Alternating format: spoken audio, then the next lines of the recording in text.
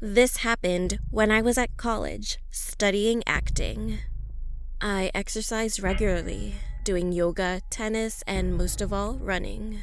My favorite places to run were on the beach and in the woods as I loved nature and being alone.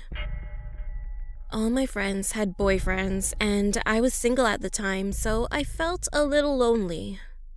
One day, after I logged onto Instagram and saw that someone had sent me a message, I checked out his profile. His name was Mason. According to his bio, he was a football player at a college near mine. His photos consisted of him playing football, hanging with his friends, and he had a muscular build but also a little bit chubby.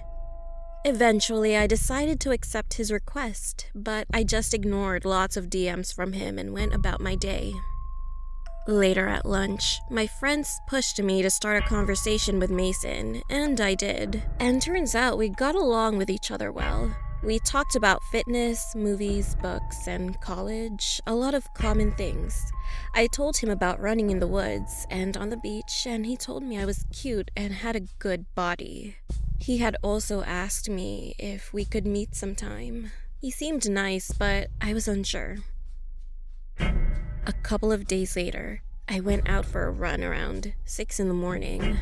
Although it was an early morning, outside it was really hot, so I wore a sports crop top and shorts. I was confident with my body anyway. As I went outside, I noticed there was a black car parked outside.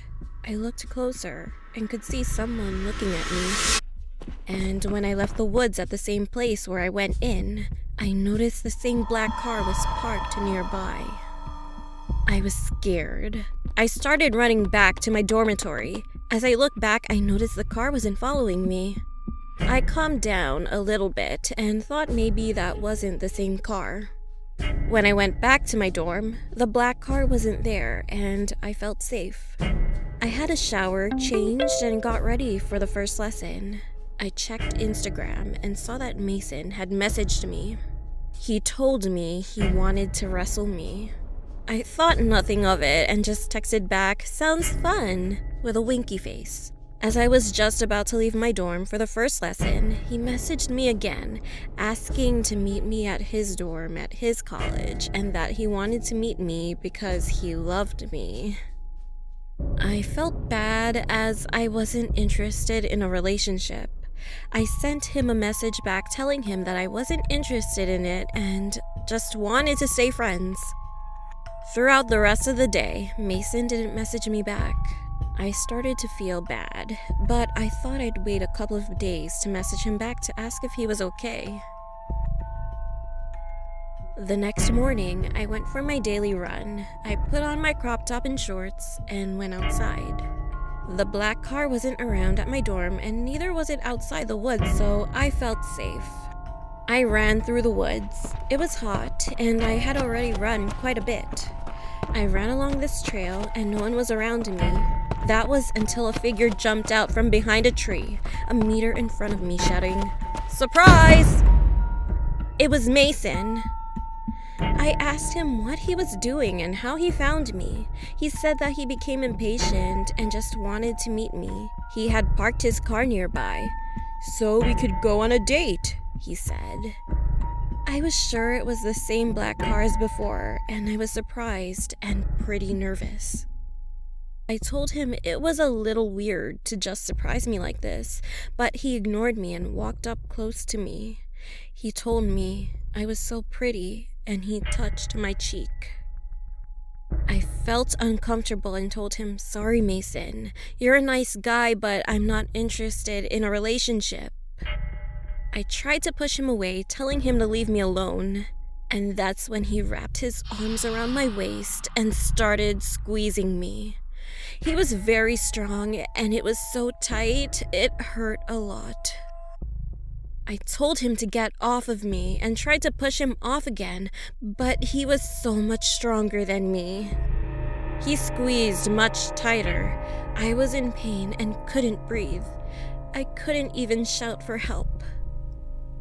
Mason started trying to kiss and even lick me as he was crushing me. I kept on struggling. Eventually, I felt myself passing out as I was dizzy and started to black out.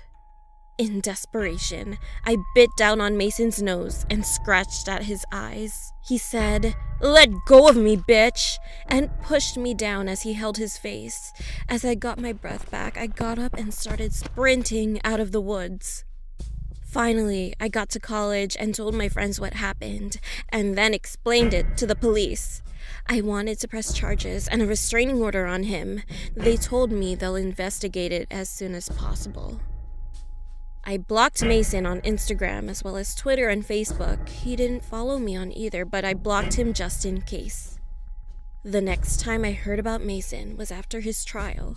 It turns out that he was kicked out of his college for assaulting another girl a month before. The police also found out he had planned on kidnapping me as he had a notebook about me and what he wanted to do with me and other women, which includes some of the vilest things. How he wanted to kill women in several different ways and violate the bodies afterward. He even wrote at length about how he wanted to squeeze a woman to death with his arms. I threw up when I found out. Though it may sound unlikely, it is possible to murder someone by squeezing them hard and long enough, preventing them from breathing and causing asphyxiation. Considering how strong he was and how small I am, I'm certain he could have killed me. As far as I know, he's still in prison or in a mental institution. Good riddance. After what happened, I started training in martial arts and started lifting weights. I've never spoken to people I don't know on social media, and I never went into the woods alone again. Sometimes I still think about what happened to me and how it could have ended differently. I do not doubt that Mason could have squeezed me to death. What I want to know is what he would have done with me afterwards.